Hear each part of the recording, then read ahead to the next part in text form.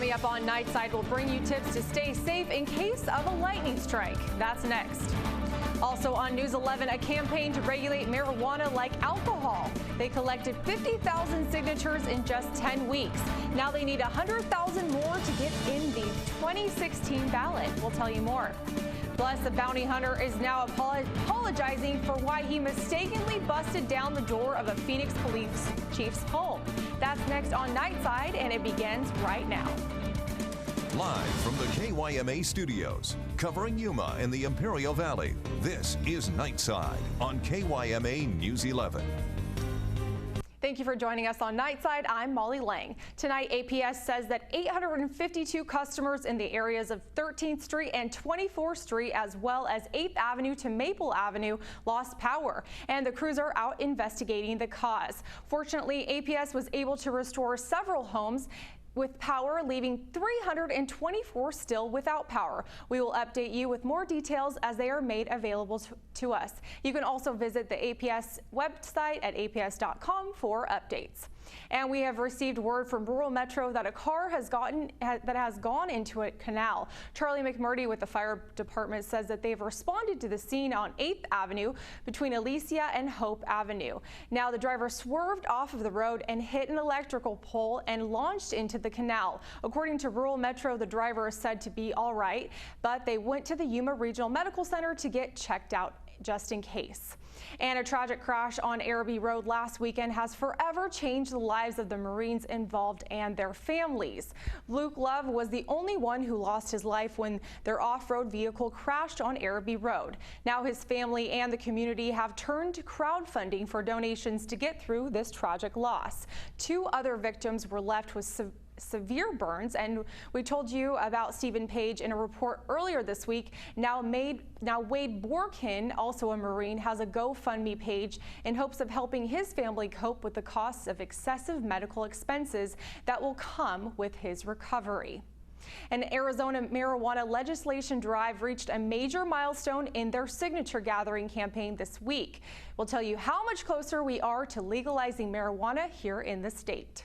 Arizona's campaign to regulate marijuana like alcohol, sponsored by the Marijuana Policy Project, has collected 50,000 signatures in just 10 weeks. A meeting of the activist community, the dispensary and industry community, and also Marijuana Policy Project coming together, talking about the different alternatives. And like if people needed it medically, then yeah, I think they probably legalize it, but only for like medical purposes. They are backed by the Marijuana Policy Project, which has passed legislation across the country for 20 years. They've been changing laws regarding marijuana all across the country. To be able to qualify for the ballot, they need 100,000 more signatures by July 2016. Their goal is 230,000. Alfaro believes it will make our communities safer and boost our economy. Things are being taxed. There's more money for the state, more money for everything, and that's all about it. At the end of the day, it's all about money. If the measure is on the November 2016 ballot and is approved by voters, the proposal would end marijuana prohibition in Arizona and be replaced by a system in which marijuana is regulated and taxed similar to alcohol. If you would like to sign the petition, all locations are listed on their website, regulatemarijuanaarizona.org. And synthetic marijuana, otherwise known as Spice or K2, has been around for years. However, a recent report says by July, over 4,000 cases of people suffered from the effects of Spice. The legal hallucinogen is popular among high school students because they can purchase the product at head shops or convenience stores. It's labeled as a natural product like herbs, making it so FDA cannot regulate this product. Now, pharmacy director for the Yuma Regional Medical Center, Mark Jordan, says that while the product may be labeled as natural, there are still unknown chemicals in this product. We don't know what's really in them. It's an unregulated products, and it's quite possible that they're adulterated with far more harmful chemicals that we have no idea of. So you can never be sure exactly what you're buying, when you're buying it, if you're buying it, and putting those types of products into your body, you're assuming a lot of risk. Spice is not regulated by the FDA, and Mark Jordan says that because something is labeled natural doesn't mean that you should ingest it. And a bounty hunter says he's sorry for leading a raid on a Phoenix police chief's home by mistake. Brent Farley led his team to the wrong home on Tuesday night. Jason Florentine reports. Farley says he's done with bounty hunting when he gets out of jail. His bond is set at $2,500. And in the midst of this incident, we talked to a bond agent in California who explains why something like this would never happen in the state of California. News 11's Heather Yako explains why and tells us about how this could have been a possible case of swatting. Farley is now in jail on a $200,500 bond and facing criminal trespassing and disorderly conduct charges. All right, we have some tips for you from local first responders that may save your life this monsoon season. The National Weather Service says 50 people die every year in the United States because of lightning strikes. 2 have died in Arizona so far this year. Rural Metro is urging residents to take precautions to limit your chances of being struck by lightning. They say being indoors is your best option and to limit outdoor activities during thunderstorms. Even if you are not directly under the storm, you are still at risk. We do a lot of lightning strikes here during monsoon season. Don't be in an open, flat area while there's lightning. Anytime there's a thunderstorm going on, lightning can travel up to 10 miles.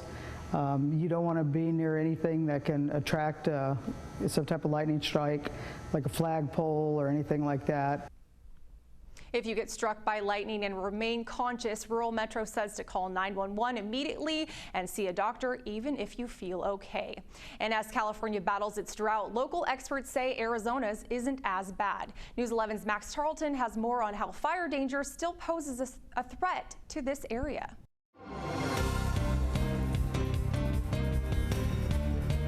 All right, thank you, Max. Our TGIF has turned out to be much quieter than in previous days when it comes to our weather. News 11's weather authority Rob Fram joins us from the Weather Center with a first look at our outside conditions. How you doing, Rob? Well, you know what? It's pretty good outside considering the fact that we've dealt with the excessive stickiness, and now today we're just dealing with more of the dry heat varieties. We'll tell you how soon that could be coming up in my forecast in just a bit. Sounds exciting, Rob. Thank you. Well, parents, pay attention with back to school upon us. A new study out from the CDC is focusing on how many schools in the U.S. continue to ignore recommendations for a later start time, contributing to sleep deprivation that in turn could cause some scary health effects. NBC's Rahima Ellis has that story. Coming up on Nightside, Donald Trump didn't apologize for his comments made about women during last night's debate. We'll tell you why in our full report coming up next. And the man behind the Aurora Theater shooting will not be sentenced to death. We'll tell you what the jurors decided. That's coming up after the break on News 11, where news comes first. Your favorite talk shows are on News Talk 560 KBLU. America's Morning News at 5 a.m., Rush at 9, Sean at noon, and Glenn at 3.